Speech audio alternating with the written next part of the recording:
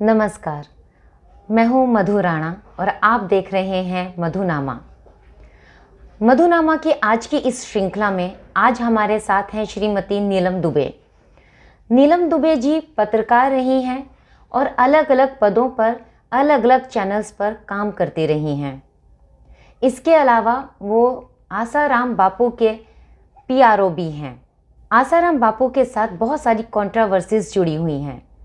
आज हम इस श्रृंखला में उनके साथ इन कंट्रोवर्सीज पर बात भी करेंगे और उनसे सच जानने की कोशिश करेंगे। तो आइए मिलते हैं नीलम दुबे जी से। नीलम जी, सबसे पहले हमारे दर्शकों को अपने बारे में बताइए। आपको कैसे मैं इंट्रोड्यूस करूं? आपकी इतनी सारी चीज़ें हैं, इतनी सारी उपलब्धियां हैं कि मुझे समझ में नहीं आ रहा कि मैं कहाँ से आपसे पूछना शुरू करूं, तो आप ही मुझे बताइए। देखिए, एक शरीर के नाते मेरा नाम नीलम है। आपने नीलम जी लगा दिया, इसके लिए आपका धन्यवाद। कुछ लोग तो नीलम ही बोलते हैं। बाकी मैं एक टीचर भी रही हूँ, स्कूल में एक प्रिंसिपल भी रही हूँ, और मैं एक पब्लिक रिलेशन ऑफिसर भी रही हूँ मल्टीनेशनल कंपनी में, और कुछ अरसा मैंने पत्रकारिता भी की है। पत्रकारिता में मैंने crime reporting, religion reporting, political reporting सब किया है। सभी फील्ड को बड़े करीब से देखा है, उसके इफ़ एंड बट्स मैंने समझे हैं। इसके अलावा एशिया का सबसे बड़ा इंस्टीट्यूट है जो मास कॉम पढ़ाता है, तो मैंने वहाँ एसोसिएट प्रोफेसर का भी, बतौर एसोसिएट प्रोफेसर भी काम किया है। 2 चैनलों में मैं CEO भी रही हूँ। तो मैंने घाट घाट का पानी पी लिया है, और एक हाउसवाइफ का भी मैंने समय गुजारा है। 2 बच्चों की माँ हूँ, दोनों बेटों को पालना, एक गृहिणी के तौर पे क्या क्या समस्याएं आती हैं, उनको हम पढ़े लिखे कैसे मैनेज करते हैं, और माँ कैसे मैनेज करती थी उसका आकलन भी करती थी। तो एक गृहिणी भी आप मानिए। फिर आप दूसरी तरफ जो आजकल जो मुझे लोग ज़्यादा जानकारी में रखते हैं, वो किस नाम से जानते हैं? ब्रह्मज्ञानी संत श्री आसाराम जी बापू की नेशनल राष्ट्रीय प्रवक्ता है नीलम दुबे। तो मुझे उस आइडेंटिटी से भी जानते हैं। हाल फिलहाल में बहुत सारी जगहों पर उसी आइडेंटिटी के नाते जाना रहा हुआ, और बहुत पब्लिक में मुलाकात रही। बहुत लोगों ने अपने घर भी इनवाइट किया, बहुत लोगों ने सेल्फ़ी भी ली, जो बड़ा अजीब भी लगता था। तो कुल मिला के आइडेंटिटी आदमी की कुछ भी नहीं होती, क्योंकि जब हम जन्म लेते हैं तो हम कुछ भी नहीं होते हैं। धीरे धीरे अपने अपने कर्म को हम अपने सर पे बांधते चले जाते हैं, और अपनी आइडेंटिटी उस कर्म से जोड़ते चले जाते हैं, और अंततोगत्वा देखो तो वो कर्म भी हमसे पीछा छुड़ा लेते हैं। तो हम फिर क्या रहे? कुछ भी नहीं रहे। तो हम अगर खुद को पहचान लेते हैं समय रहते, तो वही हमारी असली आइडेंटिटी होती है। मुझे याद है चारा घोटाला में जो अंदर गए, वो एक ज़माने में, हम उस समय पत्रकार ही थे, एक ज़माने में उन्होंने क्या किया, एक IAS ऑफिसर पीछे खड़े थे, और जाहिर सी बात है अब CM है तो उसके पास IAS ऑफिसर होगा ही। तो वो उन्होंने किसी कॉलेज में किसी बच्चे से पूछ लिया कि तू क्या बनेगा बड़ा होके? तो उसने बोला IAS ऑफिसर। बोला क्या करेगा IAS ऑफिसर बन के? देख, एक IAS ऑफिसर मेरे पीछे खड़ा है, एक सब्ज़ी लेने गया है। तो उस IAS ऑफिसर पे क्या बीती होगी, ज़रा सोचो। तो कर्मों के बंधन में बंधना नहीं चाहिए। कर्म कभी गिरा भी देते हैं, कभी उठा भी देते हैं।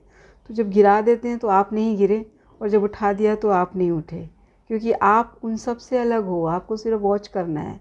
अगर आपको वो वॉच करना आ गया तो आपको सीखना भी आ जाएगा। तो इसलिए अभी आपने पूछा आप कौन हो, तो अगर कर्मों की आइडेंटिटी ली जाए तो मैं ये सब हूँ, नहीं तो मैं फिर यही हूँ जो आप देख रहे हो मुझे। अच्छा, तो अभी मैं शुरू करती हूँ आपके पत्रकार जब आप बनी। हाँ। तो एक तो आपने अभी किस्सा हमें सुनाया, और क्या क्या आपने पत्रकारिता के दौरान ऐसा क्या क्या देखा, क्या सीखा? पत्रकारिता ने मुझे बहुत कुछ सिखाया, और बहुत कुछ, मतलब मैंने उस समय पत्रकारिता शुरू की मधु, जब अभी तो आपके पास एक मोबाइल होता है, उससे आप बात भी कर लेते हो, मन चाहे तो सेल्फी ले लेते हो, मन चाहे तो आप अपनी न्यूज़ कवर कर लेते हो, और उसी समय आप अपलोड कर देते हो। हमारा वो टाइम था जब कैमरा के अंदर टेप नहीं डलता था, टेप डलता था कैम कॉर्ड में, और कैम कॉर्ड एक तार से कैमरे से जुड़ा होता था, और उस कैम कॉर्ड से माइक जुड़ा होता जो कि हमारे हाथ में होता था।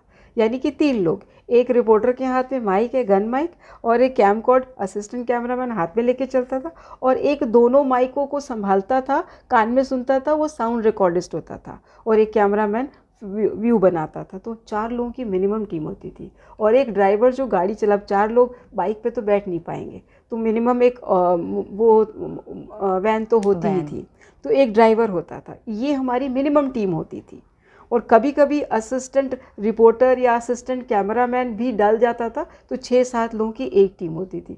तो इतने कह में लो तो कि आज की डेट में परिवार फिल्म होता बना था। लेंगे लोग हाँ, जा करके। कह लो कि एक परिवार की तरह हम निकलते थे सुबह सुबह। और फिर उसको स्टोरी को एडिट करना हो, वो तो ये सच में बालाजी का खाड़ा समझ लो, इतना मुश्किल होता था। साउंड मैच नहीं कर रहा है, फिर कई बार अखड़ पकड़ आ गया, उसमें ट्रैक 1 ट्रैक 2 वो सब भी मैच नहीं कर पा रहा है। फिर हम लोग एक वाइट पेपर ले जाना कभी कभी भूल जाते थे। वाइट बैलेंसिंग के हाँ, लिए। वाइट बैलेंस की सब ऑटो सेट कर दिया, हो गया। तब तो वाइट बैलेंस की बड़ी वो मारा मारी होती थी। नेताओं के इंटरव्यू में बड़ी आसानी होती थी, क्योंकि सब लोग वाइट का कुर्ता पहनते थे, तो कैमरामैन उसके वाइट कुर्ते में ही लग जाता था वाइट बैलेंस करने। उन्हें भी पता था ये वाइट बैलेंस कर रहा है, तो वो भी मस्त रहते थे। तो एक अलग माहौल था वो रिपोर्टिंग का, और बहुत कुछ सीखा भी। अपने सीनियर से भी सीखा, जूनियर से भी सीखा। जिन लोगों के इंटरव्यू लेते थे, बातों बातों में उनसे बहुत कुछ सीख जाते थे। तो एक मतलब अजीब सा सफ़रनामा समझ लो, वो हो चलता रहता था हमारा। कई चीज़ें उस सीखी समय उसमें। और कौन कौन से चैनल्स थे? उस समय जब हमने स्टार्ट किया था, तो एक तो जी था और एनडीटीवी था, जिनके टाइमली बुलेटिन आते थे। दिन भर का नहीं था ये चैनल। अच्छा। मतलब 4 बजे कोई बुलेटिन नहीं होता था, 11 बजे एक बुलेटिन चलता था दोनों चैनलों का। अदर देन डीडी न्यूज़ चलता था, डीडी मेट्रो देखा जाता था, डीडी नेशनल भी देखा जाता था। हमारे प्रोग्राम्स थे उस समय डीडी पे आते थे। और मैं आपको अपना एक वाक़या बताती थी। हमारा एक छोटा सा प्रोग्राम था और आधे घंटे का वीकली शो आता था। उसमें मैं क्राइम का बीट संभालती थी, और मेरी लगभग 7 से 8 मिनट की स्टोरी जाती थी। 7 से 8 मिनट की स्टोरी ऑलमोस्ट एक डॉक्यूमेंट्री समझ लो। आपको सारा उसका चीर फाड़ करना होता था, तो वो पूरा हम ऐसा स्टोरी दिखाते थे। तो मेरी कई स्टोरीज़ बहुत पॉपुलर हो गई थी। एक दिन हम लोग राजस्थान जा रहे थे, और रास्ते में क्या, वो बहुत धूप थी, मई का महीना था और धूप बहुत थी, और हमारी सूमो ख़राब हो गई थी। अब वो चले ना, हमें आए ना कुछ भी, तो ड्राइवर कहता है कि धक्का मारना पड़ेगा। अब मैं छोटी पतली दुबली सी कहाँ धक्का मारूं। कैमरामैन भी एक हड्डी का, वो भी क्या धक्का मारेगा। असिस्टेंट कैमरामैन और हमसे पतला दुबला, तो हम 4 लोग थे। हम चारों ऐसा पुश करते थे, और वो सूमो हिलती भी नहीं थी। ऊपर था सड़क, सड़क के नीचे बहुत दूर खेत में कुछ लोग काम कर रहे थे। हम पूरा पसीना पसीना हो गए थे। इतने में खेत से कुछ लोग दौड़ के आए। उन्होंने बोला कि आप तो नीलम दुबे हो ना, दूरदर्शन में आपका दरअसल करके प्रोग्राम आता है। मैंने कहा हाँ हाँ मैं वही हूँ। तो यहाँ क्या हो गया? हमने कहा गाड़ी ख़राब हुई। कोई बात नहीं, आप हमारे यहाँ पे घर पर आइए, पास में है, मैं अपनी ऑल्टो मंगाता हूँ, उसमें बैठिए, आप घर चलिए, ये गाड़ी हम ठीक करवा देंगे। मैंने कहा वाह, ये होता है रिपोर्टिंग का बेनिफिट। फैमिली से सीखने को बहुत मिलता है, बाहर से सीखने को बहुत मिलता है, बशर्ते आप सीखने के लिए रेडी हो। अगर आपको लगे कि नहीं मैं तो पढ़ा लिखा हूँ, सब कुछ जानता हूँ, अनुभव है, ज़रूरत नहीं है, मैं तो उसको बता दूँगा। लेकिन हमारे टाइम में क्या होता था, हमारे पास इंटर्न भी आता था, तो हम उसको भी देखते थे कि उससे भी कुछ सीख लें। हम लोग आंखों देखी में थे, तो चंडीगढ़ से कुछ बच्चे आए थे, इंटर्नशिप कर रहे थे। बड़ी प्यारी प्यारी लड़कियाँ थी, बहुत सुंदर सुंदर थी वो। और वो लड़कियाँ 2-3 कुर्ते लेकर आई थी, लेकिन उन कुर्तों में वो ऐसा डिज़ाइन बना के पहन लेती थी, मैं हैरान होती थी। मैंने कहा एक ही कुर्ते को 3 तरीके से बना लिया। ये बाजू फोल्ड करी, पिन लगा लिया, हो गया मेगा बाजू, ठीक है। इधर सा कॉलर था, उसको यहाँ पिन लगा दिया, एयर पिन यहाँ लगा दिया, कॉलर बन गया। मैंने कहा कितना कुछ है इनके पास सिखाने को, ये इंटर्न्स है। अच्छा, जब स्टोरी करने बैठती थी तो इतने एंगल पकड़ लेती थी कि उतने एंगल हम नहीं सोच पाते थे। तो अगर आपको सीखने को है ना, तो बच्चा भी सिखा देगा। आपने बताया आप टीचर भी हैं, तो क्या पढ़ाती हैं, किन्हें पढ़ाती हैं? देखो, क्योंकि एक माँ हूँ तो माँ तो टीचर ही होती है। लेकिन जब मैं स्टूडेंट थी, स्कूल में पढ़ती थी, मैं ख़ुद जब 7th में पढ़ती थी, तो मैं 5th क्लास के बच्चों को ट्यूशन पढ़ाती थी। फिर वो 5th क्लास के बच्चे पढ़ते पढ़ते बढ़ते चले गए, मैं भी अगली अगली क्लास में चलती गई। तो मैं जब मैंने BSc मेडिकल किया, तब तक मैं केमिस्ट्री की बहुत अच्छी ट्यूटर बन चुकी थी। मेरा बहुत बड़ा नाम हो गया था मेरी कॉलोनी में, ट्यूशन केमिस्ट्री की मेरा ही नाम आता था, अच्छी ट्यूशन चल पड़ती थी। फिर उसी समय मेरा कॉलेज अभी चल ही रहा था, तो एक स्कूल से मुझे इनविटेशन आया कि आप 2 घंटे यहाँ केमिस्ट्री पढ़ाने आ जाओ। तो सीनियर सेकेंडरी स्कूल था, और मैं वहाँ सुबह सुबह 8 बजे से 9 बजे तक 1 घंटा केमिस्ट्री की क्लास लेती थी। फिर 9 बजे के बाद मैं कॉलेज जाती थी। तो मेरा टीचिंग से रिश्ता कभी टूटा नहीं। फिर मेरा एमए इंग्लिश करा, तो एमए इंग्लिश के दौरान भी मेरे पास सुबह शाम रात 3-4 बैच मेरे पास दिन के आते ही थे, मैं पढ़ाती थी। उसके बाद फिर धीरे धीरे मैंने पत्रकारिता का कोर्स कर लिया। एमए इंग्लिश के बाद एमए जर्नलिज़्म किया और फिर मैंने पत्रकारिता भी कर ली। पत्रकारिता करने के बाद फिर मुझे भूत सवार हो गया कि अब तो जर्नलिस्ट बनेंगे। पत्रकारिता ने तो आगे बहुत कुछ मुझे दिया, उसके नाते बहुत लोगों से मिली, कई लोगों से मिलते मिलते उनसे बहुत कुछ सीखा। फिर जब ये लॉकडाउन आया, लॉकडाउन में सब कुछ बंद हो गया था, तब फिर एक स्कूल खुला मेरे घर के पास में, थोड़ा सा दूर था। उस स्कूल में मैं फिर प्रिंसिपल बनी। तो वो प्रिंसिपल होने का एक अलग ही तो जज्बा होता है, प्रिंसिपल का रुआब अलग होता है, टीचर से प्रिंसिपल बनने की यात्रा अलग होती है। तो वो भी बहुत अच्छा लगा।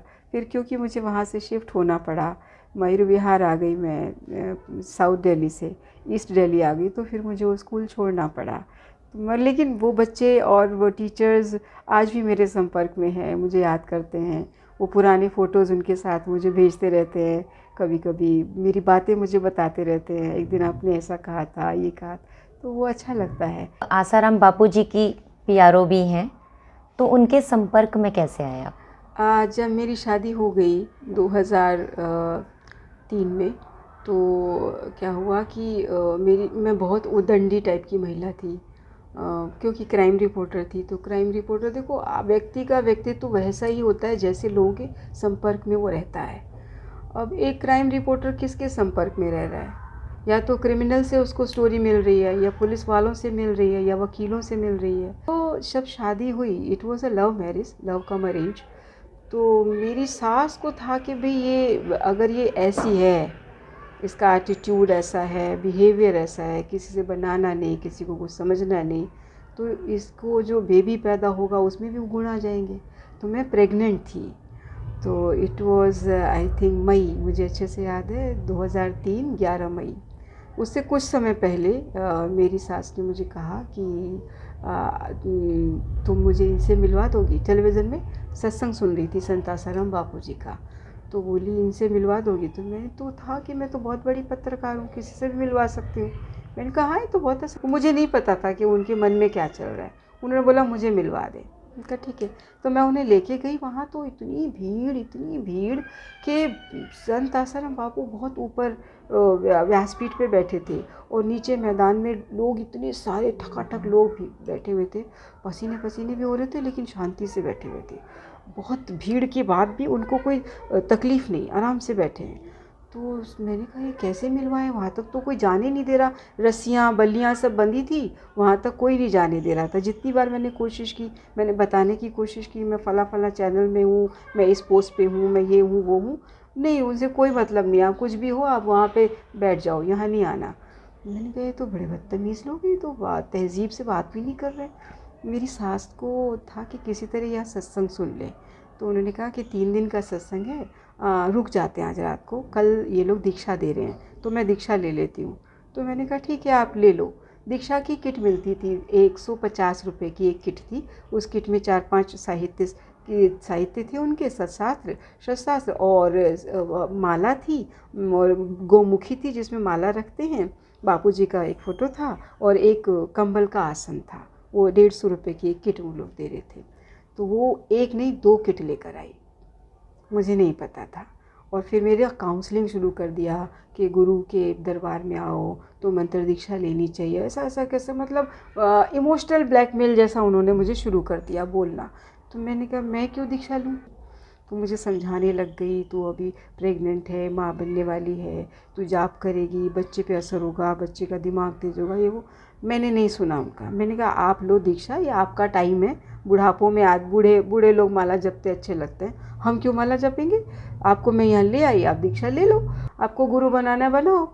तो मैंने कहा मैं नहीं बनाऊंगी, आप चलो। तो बोली कि फिर मुझे इमोशनल ब्लैकमेल शुरू कर दिया।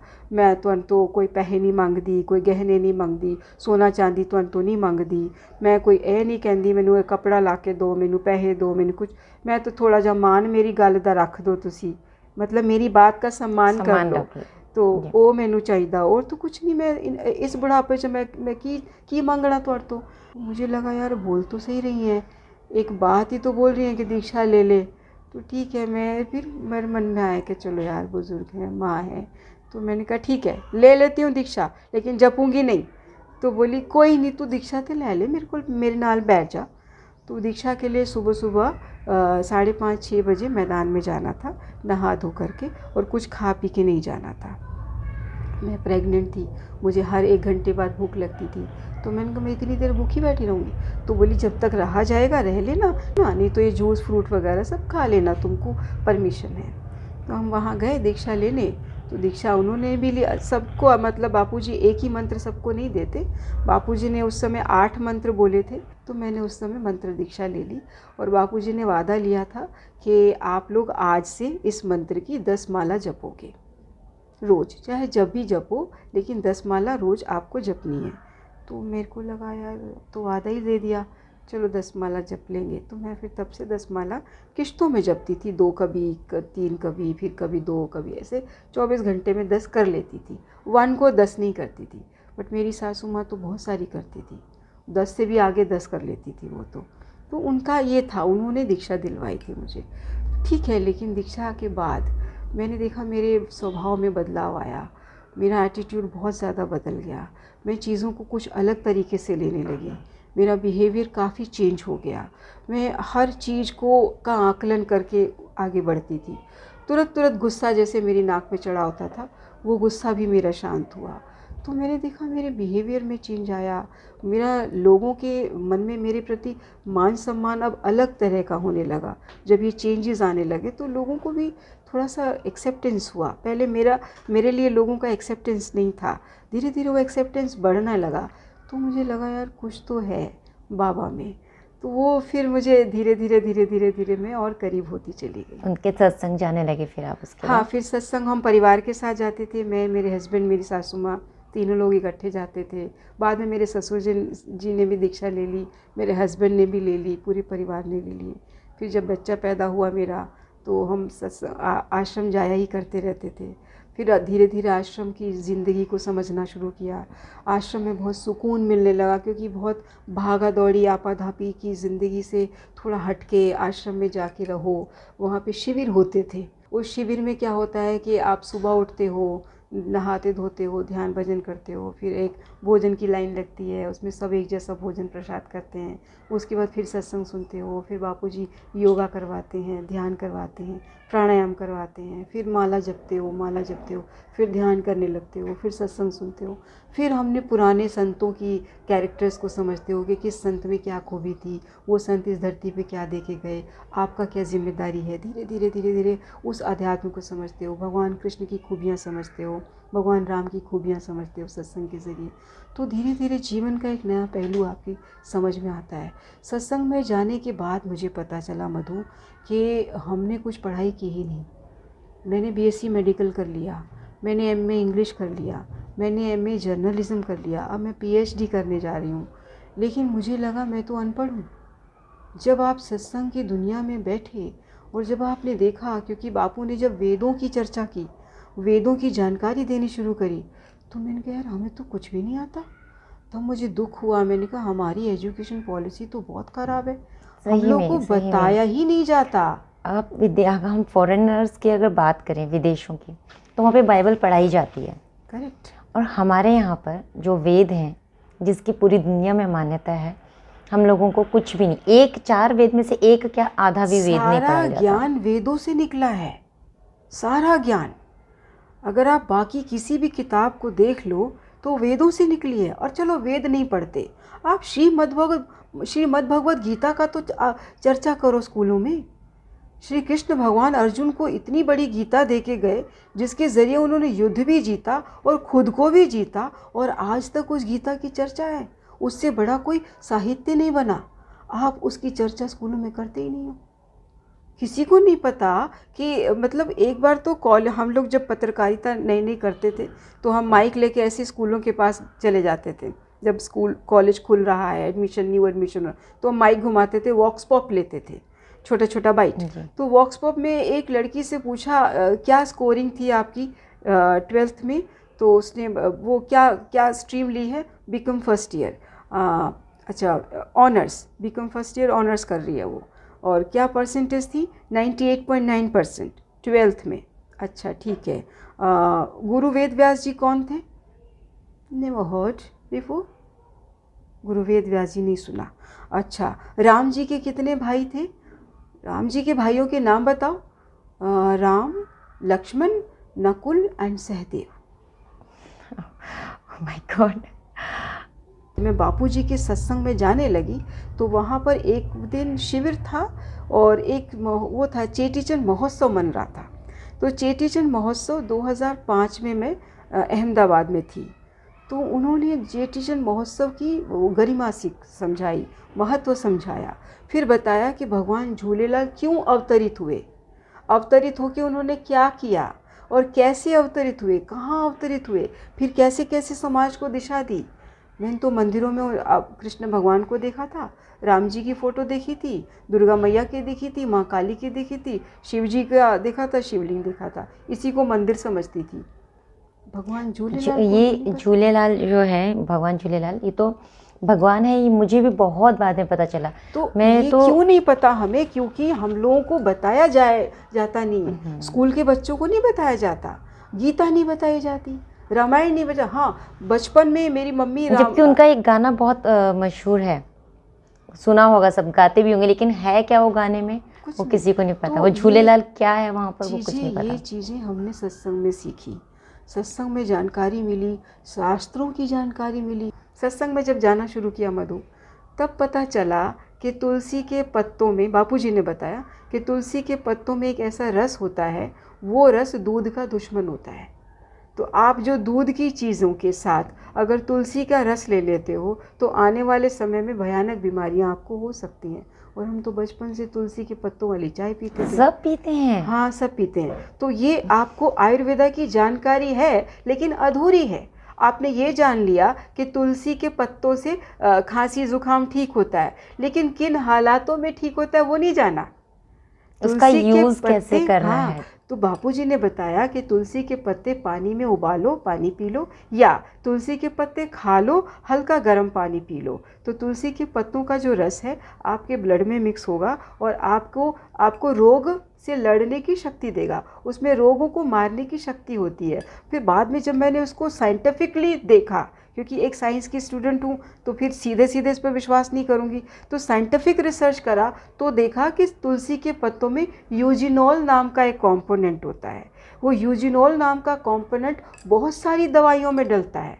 हार्ट की डिसीज़ को ठीक कर रहा है यूजिनोल, किडनी की बीमारियों को ठीक कर रहा है यूजिनोल, रेस्पिरेटरी सिस्टम ठीक कर रहा है यूजिनोल, ब्लड को प्यूरिफाई कर रहा है यूजिनोल, एक्सक्रेटरी सिस्टम संभाल रहा है यूजिनोल, लिवर को मजबूत कर रहा है यूजिनोल। वो यूजिनोल तुलसी के पत्तों में है। और तुलसी के 5 पत्ते चबा लो और फिर उसको फिर पानी पी लो, तो इतना रस आपके ब्लड में आ जाता है कि आपके सारे सिस्टम लगभग ठीक हो जाते हैं।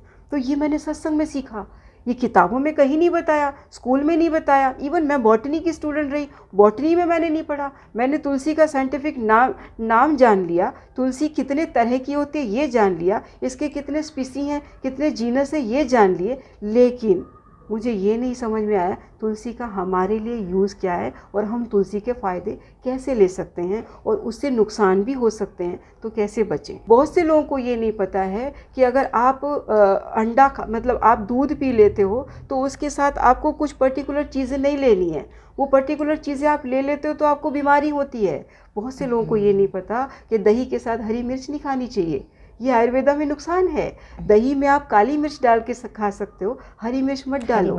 तो अच्छा, दूध के साथ आप दाल नहीं ले सकते, नमक नहीं ले सकते, लेकिन दूध में लोग नमक वगैरह सब लेते हैं, वाइट सॉस बनाते हैं, दूध में बनती है, उसमें नमक भी डालते हैं और फिर बाद में कैंसर के पेशेंट होते हैं। तो ये चीज़ें मैंने सत्संग में सीखी, बापूजी से सीखी। इवन बापूजी ने ये भी बताया कि हमारे जो नक्षत्र होते हैं, मतलब आप देखो ना, आपका कैलेंडर तो अभी आया है, दिसंबर जनवरी वगैरह अभी आया है, लेकिन जब ये कैलेंडर नहीं थे तब भी पूर्णमासी होती थी, ग्रहण लगता था, एकादशी होती थी, द्वादशी होती थी। चंद्र कब घटता बढ़ता है उसका हमारे शरीर पे फर्क पड़ता है, और हम किस नक्षत्र में पैदा हुए हैं उससे हमारी डिसीज़ तय होती है। हमारा मतलब कुछ लोगों को देखो वो पूर्णमासी पे आत्महत्या कर लेते हैं, कुछ लोग अमावस्या पे अमूमन शांत रहेंगे, बहुत कम बोलेंगे, चिड़चिड़े हो जाएंगे। क्यों? क्योंकि चंद्र का हमारे जन्म नक्षत्र से बहुत फर्क पड़ता है, बहुत सारी चीज़ें जुड़ी हुई हैं। ये चीज़ें शास्त्रों में वर्णित है, वेद व्यास जी ने सब कुछ बता रखा है, ये हमारे वेदों में बताया और वेदों का सत्संग के ज़रिए बापू ने बताया। अब हम वेद शास्त्र नहीं पढ़ते, वेदों को नहीं पढ़ते। एक लेडी आई थी, मेरे सामने की बात है, उस लेडी का बच्चा 5 साल का था और वो बोलता नहीं था, मोंगोलिज्म था, आपने पढ़ा होगा मोंगोलिज्म। मोंगोलिज्म में क्या होता है कि उसका ब्रेन उस एज के अनुसार डेवलप नहीं होता है, तो वो लगभग मंदबुद्धि ही रह जाता है, शरीर बढ़ जाएगा लेकिन उसका दिमाग नहीं बढ़ता है, तो वो मोंगोलिज्म था। तो बापूजी ने उसको डांटा, उस लेडी को। बापू बोले कितनी बार सत्संग में समझाता हूँ कि पूर्णमासी पे, अमावस्या पे, एकादशी पे, और एक और दिन बताया था बापू ने, मंगलवारी चौथ हो, बुधवारी अष्टमी हो और एक और दिन रविवारी सप्तमी हो, इन दिनों में पति पत्नी को दूर दूर रहना चाहिए, नहीं तो बच्चा आपका अपाहिज किसी न किसी रूप में होगा ही। ओह, बताओ कितना कुछ बताया, मतलब ये पर्टिकुलर डेट्स बता रखी हैं, इन डेट्स पे आप मेटिंग नहीं करो। अगर आप मेट करते हो तो बच्चे में किसी न किसी तरह से बीमारी होगी। अब उसका कैलकुलेशन मुझे लगा यार ये मैच कैसे करता है, ये बहुत।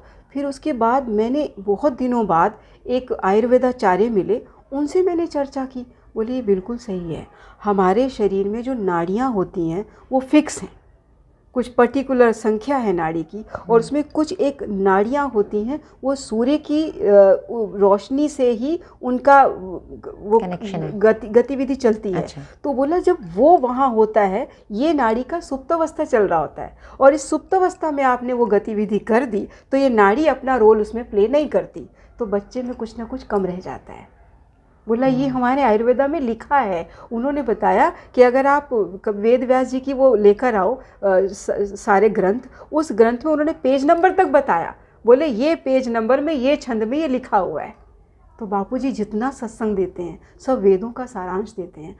मुझे ध्यान है कि पहले, अभी तो मुझे नहीं मालूम, लेकिन एक साहित्य आता था, एक पत्रिका होती थी और उसके लास्ट पेज में ये सारी टिप्स लिखी होती थी आपके आश्रम से ही। प्रसाद आती है। हाँ, मुझे नाम याद नहीं है क्या। लोक कल्याण सेतु में आता है। मैंने देखा एक दिन एक लड़का आया था, बापू ऐसे वेद उसमें बैठे थे और एक लड़के ने 2 फोटोज़ 3-4 फोटोज़ दिखाई, बापू जी मेरे रिश्ते की बात चल रही है, ये इनमें से कौन सी लड़की ठीक रहेगी। तो बापू बोले तुझे कौन सी लड़की ठीक लग रही है। तो उसने एक लड़की चूज़ करी, बोला ये वाली। फिर बापू बोले कि अभी रुक जा, तेरा शादी का समय भी नहीं चल रहा है और अभी तू मत करना। तो बोला कि नहीं बापूजी ये लड़की से कर लूँ, ये लड़की भी अच्छी है, मेरे पड़ोस में रहती है। बापू बोले कि मैं तो कहता हूँ मत कर, अभी रुक जा, शादी का टाइम आएगा तो हम करा देंगे। तो बोला कि बापूजी ने पता नहीं क्यों बोला, उसने कर ली। 2-3 साल बाद मुझे मिला, उसकी गोदी में एक बच्ची थी। मैंने कहा भाई आप अकेले आए। तो बोला मेरी वाइफ ने इस बच्ची को जन्म दिया और फिर उसकी डेथ हो गई, बच्ची को जन्म देते ही। मैंने कहा आपको बापू ने रोका था ना। बोला हाँ मुझे तब समझ में नहीं आया, लेकिन मेरी माँ बीमार थी, माँ को जल्दी थी, माँ बोली कि मेरी जीते जी तो शादी कर ले, जीते जी। तो मैंने कर ली, उस समय वही ऑप्शन अवेलेबल था और मैंने कर ली। मैंने कहा अब इस बच्ची को कौन पाल रहा है। बोला अभी तो मैं ही पाल रहा हूँ, देख रहा हूँ अगर दूसरी शादी हुई तो गुरु गुरु होते हैं। गुरु को अगर आपने गुरु का दर्जा दिया है तो आपको गुरु का दर्जा ही रखना चाहिए। जब गुरु ने कह दिया कि ये काम पे रुक जाओ तो रुकना चाहिए, नहीं रुके तो फिर खामियाजा देखो कैसे कैसे भुगतना पड़ता है। बहुत लोगों को बहुत बार बोला। एक बार वाजपेयी जी बापूजी के पास आए थे, तो बापूजी व्यासपीठ पे बैठे थे, वो नीचे बैठ रहे थे। तो बापू बोले अरे आप नीचे मत बैठिए, इतने बड़े राजा हैं आप इधर बैठिए। तो बापू व्यासपीठ पे बैठे थे, तो बापूजी ने उनको सीट दी। तो बापूजी के पास ही वो नीचे स्टेज पे बैठ गए, लेकिन हमसे ऊपर बैठे। तो वहाँ उन्होंने बापूजी के विषय में अपनी जानकारी रखी। फिर उन्होंने बापूजी के से प्रार्थना भी की, बापू मुझे बहुत बार कई समस्याएं आती हैं, तो मैं चाहता हूँ मेरा मार्गदर्शन आप करें। बापूजी ने सहमति दी। फिर कई बार बापूजी को वो फ़ोन किया करते थे, बापूजी बहुत अच्छा उनको डायरेक्शन देते थे। जब करगिल का टाइम आया तो उन्होंने बापूजी को फ़ोन किया, क्योंकि वो एक ऐसे व्यक्ति नहीं है कि वो युद्ध करने के लिए तैयार हो जाते, मतलब वो शांति प्रिय व्यक्ति थे। उन्होंने बापूजी को सिनारियो बताया कि बापूजी ऐसे ऐसे हमारी ज़मीन पाकिस्तानियों के कब्ज़े में चली गई है और हालात जो है हमें, बाकी दूसरे देश हमें सपोर्ट नहीं कर रहे, हालात युद्ध के लग रहे हैं और हम युद्ध के लिए तैयार नहीं हैं, क्योंकि युद्ध का सारा सामग्री हमारे पास है नहीं। तो बापूजी क्या करना चाहिए? तो बापूजी ने आंख बंद करी और फिर खोली। बापू बोले, तुम युद्ध करो, बाकी सब हम संभालेंगे। तो बोले कि लेकिन हमारे पास तो कुछ है नहीं, हम युद्ध करेंगे कैसे? उसके लिए रिसोर्सेज चाहिए। तो बापू बोले, तुम मन बनाओ, युद्ध के लिए मैदान में उतरो, रिसोर्सेज अपने आप आ जाएंगे। बापूजी ने बोला। और उसके बाद देखो कैसे इज़राइल जैसा देश आ गया और बापूजी ने उनको ये कहा कि अपनी एक एक इंच ज़मीन वापस लेनी है, छोड़नी नहीं है। तुम वहाँ लड़ो, हम यहाँ खड़े हैं, तुम्हें हारने नहीं देंगे। और बापूजी ने सारे आश्रमों में ओम का गुंजन शुरू करवा दिया। घंटों बापू ओम का गुंजन करवाते थे और वहाँ युद्ध होता था, यहाँ ओम का गुंजन होता था। ऐसा युद्ध हुआ, उससे अच्छा कोई युद्ध नहीं जीता गया। आज भी विजय दिवस मन रहा है। तो वो एक एक चीज़ पूछते थे बापूजी से। तो कुछ तो देखा होगा। इतना अच्छा सब चल रहा था। आसाराम बापू का काफ़ी प्रभाव रहा है, हमने खुद से देखा है। करोड़ों करोड़ों उनके श्रद्धालु। तो आप इतना अच्छा उनके लिए बता रही हैं कि उनसे इतने बड़े बड़े लोग, पीएम तक उनसे सलाह लेते थे। तो फिर ये क्रिमिनल केस, जेल जाना, अभी तक चलिए मैं जेल केस में। की भी बात करती हूँ। पहले बात करते हैं कि जेल क्यों गए बापू। केस कोई बिना कारण तो नहीं लगाता, कारण रहता है ना। बिल्कुल। लड़की ने जो केस लगाया है, उस लड़की ने ये कहा है, वो छिंदवाड़ा गुरुकुल में पढ़ती थी, ठीक है। और उसने ये कहा है कि मुझे छिंदवाड़ा गुरुकुल से कहा गया कि अपनी मम्मी पापा के साथ जोधपुर आना है। अगर किसी का रेप करना है किसी को, तो वो ये कहेगा कि मम्मी पापा को साथ लाओ। आपके आश्रम के कोई जो भी वहाँ पे रहते हैं, संचालिका या जो भी होते हैं वार्डन्स, उन्होंने तो दिया था बयान कि हाँ बापू ने मुझे बोला कि इस लड़की को तैयार करो। नहीं, ऐसा बयान उन्होंने कहीं नहीं दिया, ये सिर्फ अखबारों में छपा है। हाँ, अगर आप में कोर्ट के ऑर्डर, हाँ अखबारों में तो बोला है कि रेप हुआ है, जबकि रेप की धारा ही नहीं है। रेप की धारा नहीं है? नहीं, कोर्ट में रेप की धारा नहीं लगाई गई है। आईपीसी जो थी 376 आईपीसी धारा जो है वो रेप की है जी। उसके बाद जो आईपीएस ऑफिसर जो उस केस को देखते थे, लांबा जी, उनका बयान है इंडिया टीवी में, इंडिया टुडे में, आज तक में, सब जगह आप देखना नेट पे। वो ये कह रहे थे कि धारा 376 नहीं बनती है। अगर एक आईपीएस लेवल का पुलिस अफसर कह रहा है धारा 376 नहीं बनती है, तो वो किस आधार पे कह रहा होगा? चलो उसको भी छोड़ो, हम उस तक जाते ही नहीं, हम इसी बात पे रहते, केस क्यों हुआ, ठीक है। उस लड़की को ये कहेंगे कि आप माता पिता के साथ आओ। अच्छा, और सुनो, वो लड़की छिंदवाड़ा से आती है, जोधपुर आती है, जोधपुर में बापूजी सत्संग कर रहे हैं, और उसके बाद फिर वो दिल्ली आती है, और दिल्ली में वो जो एफआईआर लिखवाती है वो कमला मार्केट थाने में लिखवाती है, और रात को 2 बजे जाके लिखवाती है, और 0 एफआईआर करवाती है। एक तो 0 एफआईआर रात को 2 बजे क्यों हो रही है? जिस दिन घटना हुई उसी वक्त हो जानी चाहिए एफआईआर। अगर मान लो प्रॉब्लम, हाँ डर होगा, चलो मान लिया आज डर है, कल डर है, परसों डर है, 3 दिन में ऐसा क्या हो गया कि आपका डर निकल गया। आगे सुनो, फिर वो लड़की जब उस लड़की का जहाँ स्टे है, वहाँ जब वो स्टे करती है तो वहाँ पीछे से सिटकनी बंद कर देते हैं, क्योंकि एक घर में लोग रहते हैं और इधर बालकनी में ऐसा बरांडे से में उनको सोने की जगह मिली है, अंदर वो लोग सो रहे हैं। तो फिर जब वो सोते हैं तो वो सिटकनी लगा देते हैं कि ये सुबह हम खोल देंगे, ठीक है। रात में उन्होंने सिटकनी लगा दी 9 बजे, सुबह वो सिटकनी खोलेंगे। सुबह सिटकनी खोल रहे हैं और वो लड़की फ़ोन पे बात कर रही है, और फ़ोन पे उचक उचक के बात कर रही है। उसका बयान है कोर्ट में, उसने दिया है, जो मालिक है उस मकान का जिसके घर वो 2 दिन रही है, उसका बयान है कि ये तो बच्चों को 600, बच्चों को 200 रुपये दे के गई है। अगर किसी का रेप होगा, वो छोटे बच्चों को टॉफ़ी खाने के लिए रुपए देगा कि ये लो टॉफ़ी खा लेना है, टॉफ़ी खा लेना। आगे सुनो, उस समय जो उसने एफआईआर करा दी, एफआईआर का जो उसने टाइमिंग बताया, टाइमिंग बताती है कि मेरा 9 साढ़े 9 के बीच में रेप हुआ है, ठीक है, रात के। ठीक है, और वो एक हाथ से मुंह बंद कर रखा है और एक हाथ से कपड़ा खोल रहे हैं उसका। एक बुजुर्ग आदमी में इतनी शक्ति है कि वो एक हाथ से लड़की का मुंह बंद कर देगा और एक हाथ से उसकी सलवार खोल देगा। एक हाथ से सलवार हम नहीं खोल सकते अपनी, कोई दूसरा कैसे खोल देगा? टेक्निकली भी देखो तो कितने बड़े फ्लॉज हैं। अच्छा आगे सुनो, उस लड़की ने बयान में ये भी कहा है कि मुझे आसाराम ने दूध दिया। जब उस दूध दिए की घटना को कोर्ट में खोला गया, पूछा गया कि दूध कहाँ दिया गया, तो बोलती है शायद बैल्कनी में दिया था। कोर्ट में कभी शायद चलता है? फिर दूसरे टाइम उसने बयान में बोला कि नहीं नहीं रूम में दिया था। फिर तीसरे टाइम बोलती है कि नहीं गार्डन में दिया था दूध देने की घटना। अच्छा किसने दिया था?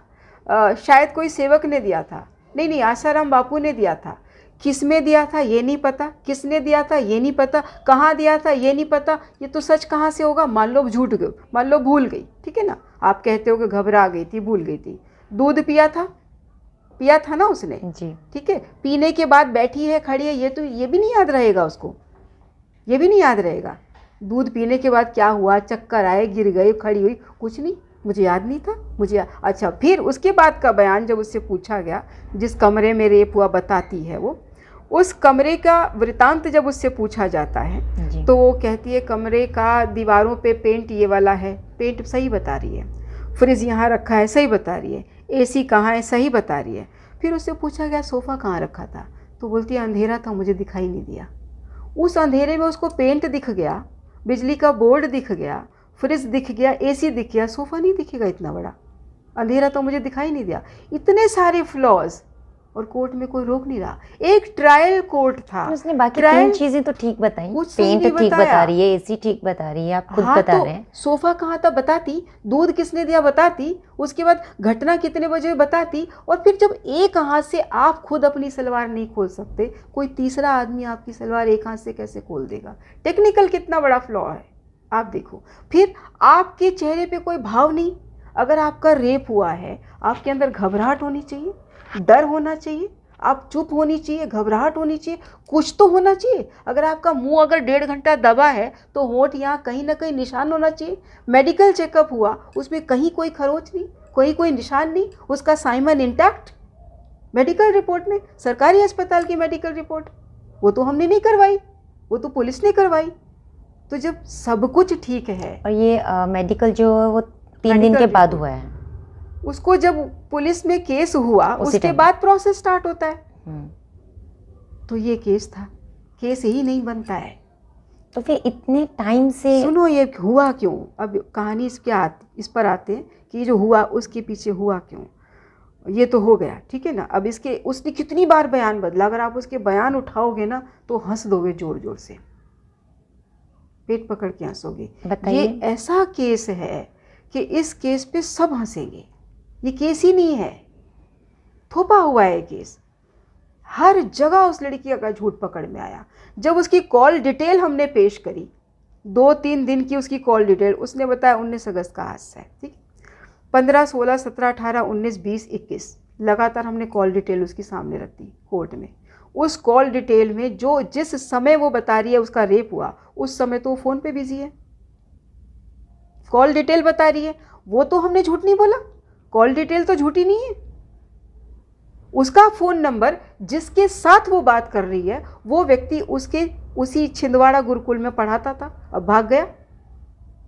तो क्या बात कर रही होगी? 1.5 घंटा 2 घंटा आप उसके साथ क्या बतिया रही थी? सब्जेक्ट एग्ज़ाम देना था, मार्क्स लाने थे, और उस समय वो फ़ोन पे बात कर रही है। अच्छा और सुनो, हमने वो फ़ोटोज़ पेश करी क्योंकि जब जो घटना का उसने टाइम बताया है, उस घटना के टाइम पे बापूजी एक कपल की सगाई करवा रहे थे। कोई दुबई से कोई लड़का या लड़की आए थे और उनका बापूजी, उनके पेरेंट्स ने कहा कि बापूजी हमें ये लड़की ये लड़का पसंद है और हमें अब कल हमारा ये शादी का मुहूर्त है, आपसे शुरुआत हो जाए तो अच्छा है। तो बापू बोले वैसे दिन के समय करना चाहिए सब, तो कोई बात नहीं, जयमाला ले आओ। जयमाला भी नहीं मिली तो बापू बोले ऐसे ही मंत्र पढ़ देता हूँ, तुम एक दूसरे को बात कर लो, ठीक है, अंगूठी रिंग सेरेमनी बाद में कर लेना। तो ऐसा करके सगाई बापूजी ने उस समय करवाई।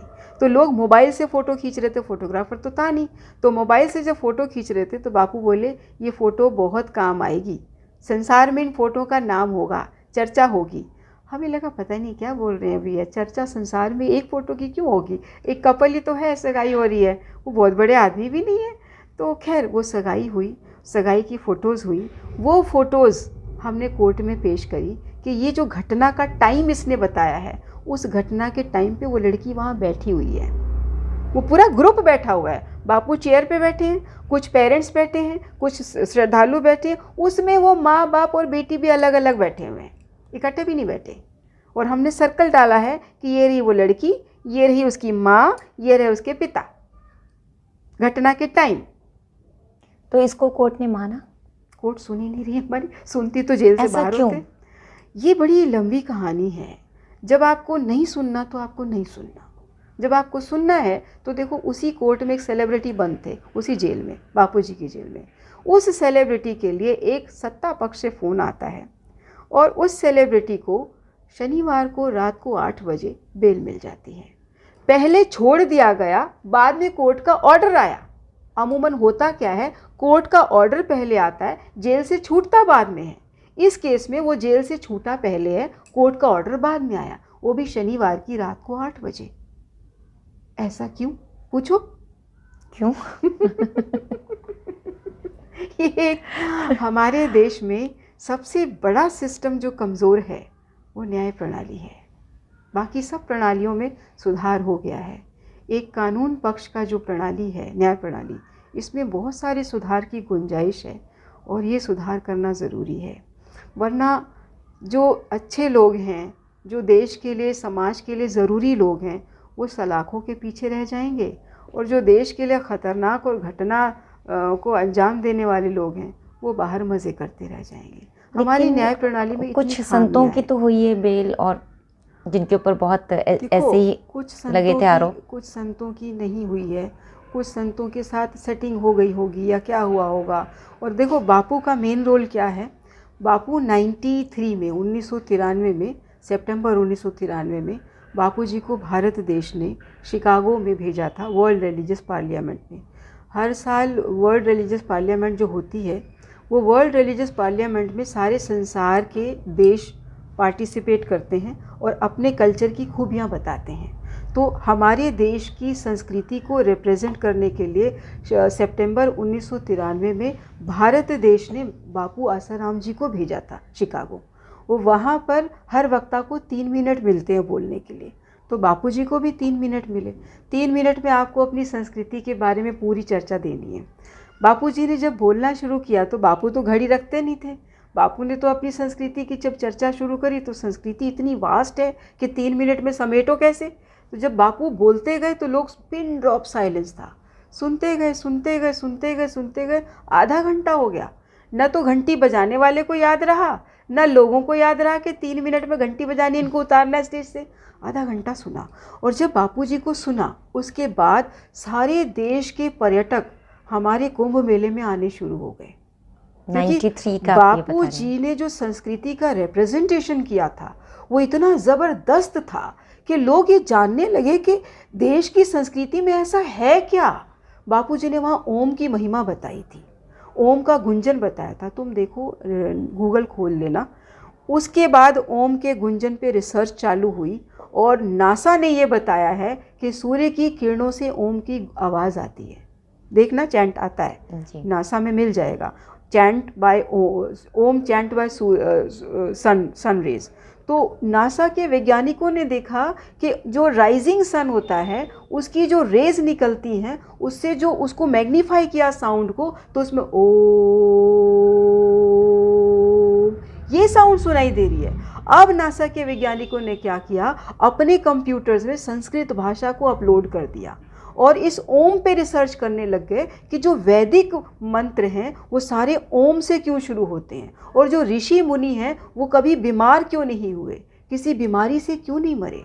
ऋषि मुनि, उनमें एक चांगदेव ऋषि जी थे, वो 1400 साल जिए।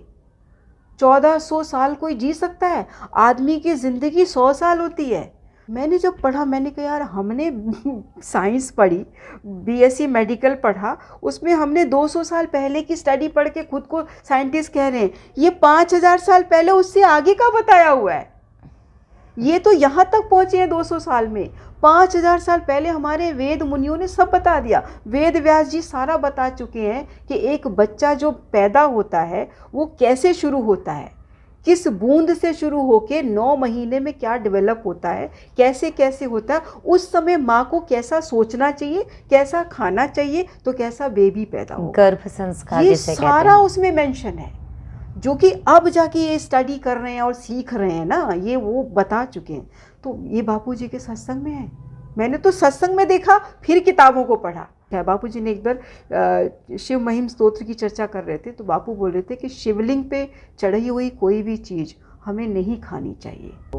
तो मुझे बापूजी के सत्संग से बहुत सारी जानकारी मिली। ज़िंदगी जीना सीखा हमने, खान पान सीखा हमने, व्यवहार सीखा हमने, कैसा कपड़ा पहनना चाहिए ये सीखा हमने, मेहमान आए तो उसको ग्रीट कैसे करना चाहिए, पहले क्या भोजन देना चाहिए, कैसे बिठाना चाहिए, ये सब सिखाते हैं बापू। और हम अगर फील्ड में फंस जाएं, जॉब में, तब हमको उसमें कैसे निकलना है ये भी बापू सिखाते हैं। अच्छा, जो आप मैनेजमेंट गुर सीखते हो ना MBA में जाके, वो बापू यूँ सिखा देते हैं, हंसते खेलते। बापू जी के शिष्य देखो, ऐसे भी मिलेंगे जिनका 700-800 करोड़ का टर्नओवर है, फैक्ट्रीज इंडस्ट्रीज हैं। ऐसे भी मिलेंगे जो कि ऑटो चला रहे हैं। ऐसे भी मिलेंगे जो कॉलेज के प्रोफेसर्स हैं। ऐसे भी मिलेंगे जो अभी 2nd 3rd में पढ़ रहे हैं। तो हर रेंज के बच्चे, हर तरह के, और सबको एक साथ पढ़ाते हैं बापू, और सब एक साथ बैठ के सीखते हैं। ये जो लेवल है ना बापू का, गज़ब।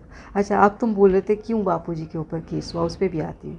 90s के दशक में बापू जी को जब ये पता चला कि हमारे आदिवासी इलाकों में विधर्मी लोग आते हैं, 2 रोटी के लालच में उनका धर्म बदल देते हैं, तो बापू जी ने उन इलाकों में जाना शुरू किया। उन इलाकों में जाना शुरू किया तो देखा कि वो कपड़े नहीं पहनती महिलाएं, उनके अंग ढके नहीं होते थे, उनके अंग खुले होते थे। तो बापूजी ने उनको सिखाया कि ये वाले अंग हमारे ढके होने चाहिए। उनको साड़ियाँ गिफ्ट करी, महिलाओं को सिखाया कि नहीं साड़ी बांधना सिखाओ।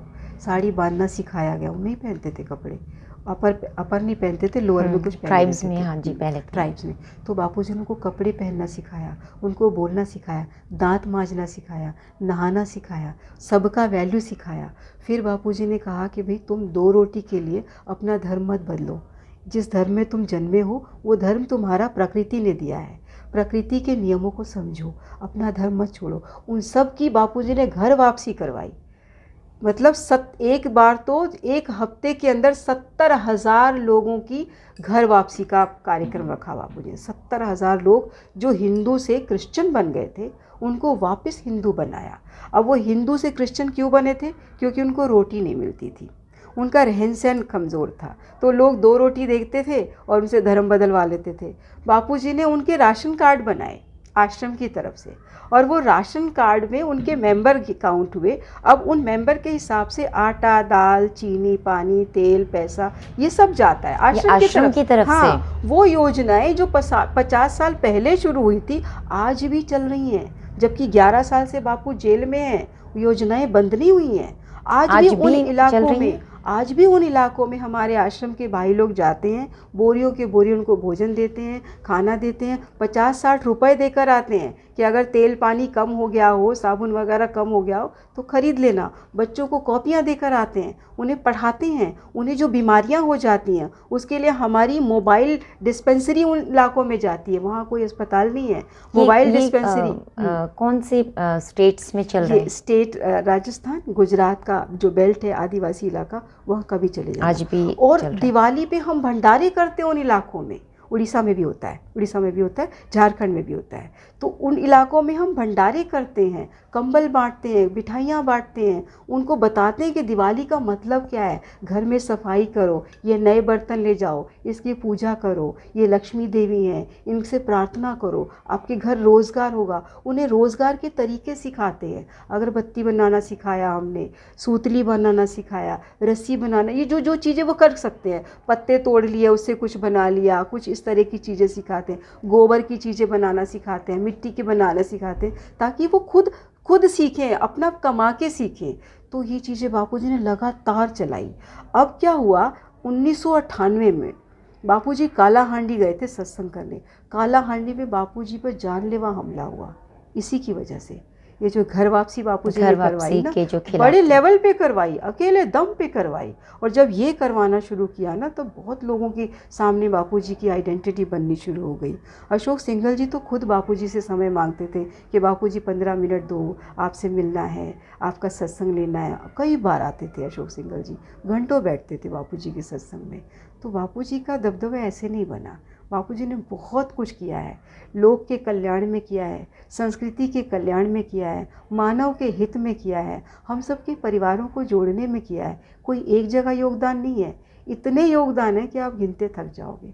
और जो बड़ा व्यक्ति होता है ना, जो कद से बहुत ऊंचा हो, पत्थर उसी पे फेंके जाते हैं, साधारण पे थोड़ी फेंके जाते हैं। आप ज़रा से बड़े बन जाओ, देखो आपके खुद के कितने दुश्मन घर में ही खड़े हो जाएंगे। ये तो बट ऑब्वियस है। बापू को पता था एक दिन होने वाला ऐसा। तो बापू ने 2005 में बोल दिया था, अगर मैं जेल जाऊंगा तो तुम मिलने आओगे, ऐसे बोलते थे। ये हमने बहुत सुना है। बापू जेल तो मैं न्यूज़ जाऊंगा, में। देख लेना, जेल तो मैं जाऊंगा, और ऐसा भी दिन आएगा कि तुम मुझे दूर से देखोगे, वो बापू की टोपी दिख गई, वो बापू के कपड़े। हमें लगता था मजाक कर रहे हैं। अब जब बापू गाड़ी से जाते हैं जेल से निकल के अस्पताल, तो हम झलक देखते हैं तो कोई लाल टोपी देख के खुश हो गया, कोई बापू की सफ़ेद दाढ़ी देख के खुश हो गया, कोई बापू का सफ़ेद लिबास देख के खुश हो गया। फिर ये बातें करते हैं, अरे मैंने लाल टोपी देखी, मैंने दाढ़ी देखी थी, और मुझे बापू जी का थोड़ा सा शॉल दिखा। वही उसमें घंटों चर्चा करते हैं कि ये दिख गया, हाँ आनंद आ गया। अब ये बातों पे आ गए हम। बापू को जब जेल ले जा रहे थे, देखो उस समय मीडिया का रोल देखो क्या था। मीडिया का रोल क्या होता है कि जो घटना हो जाए उसको आप एज इट इज़ बताओ। आज क्या होता है, घटना होती नहीं है, वो बताते हैं और फिर घटना होती है, बना देते हैं। उन्होंने क्या किया, दिखाया। 31 अगस्त की रात को 12 बजे बापूजी को इंदौर की आश्रम से अरेस्ट किया। एक चैनल ने, नेशनल चैनल ने, 2-3 चैनलों ने चलाया। क्या चलाया सुनो।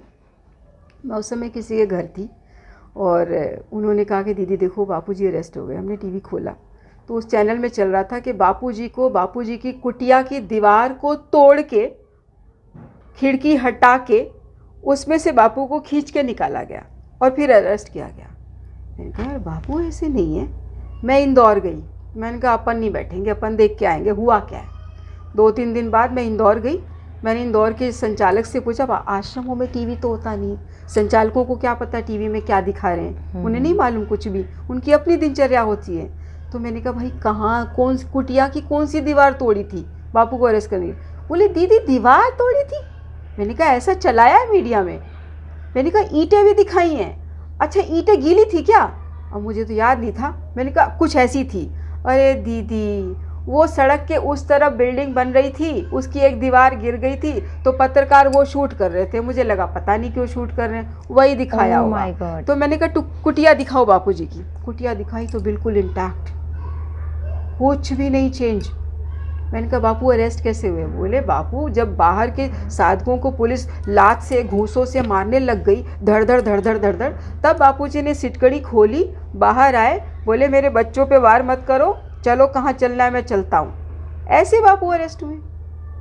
हुआ क्या था और बताया क्या है। एक अखबार ने लिखा कि बापूजी जहाज़ में बैठे थे, मतलब जोधपुर से बापू को दिल्ली एम्स लाया गया था कुछ चेकअप के लिए, तो बाय एयर लाए थे, तो जहाज़ में बैठे, तो उसने अखबार ने छापा, बापू एयर होस्टेस से पूछ रहे एक ब्रेड मुझे भी दे दो, तुम इतनी सुंदर हो, क्यों सुंदर हो? एक संत ऐसे बात करेगा? ये सब छपा उसमें। मैंने कहा यार, फिर मैंने पूछा उस साधक से जो बापू के साथ आया था, मैंने कहा बापू जब चेयर पे बैठे थे एयर बस में तो आसपास क्या था, कौन था? बोला दीदी आगे ये था, पीछे ये पुलिस वाला था, यहाँ पे ये था और उसके पीछे वाली सीट पे मैं था। मैंने कहा कोई महिला वहिला से बापू ने बात की? बोले नहीं।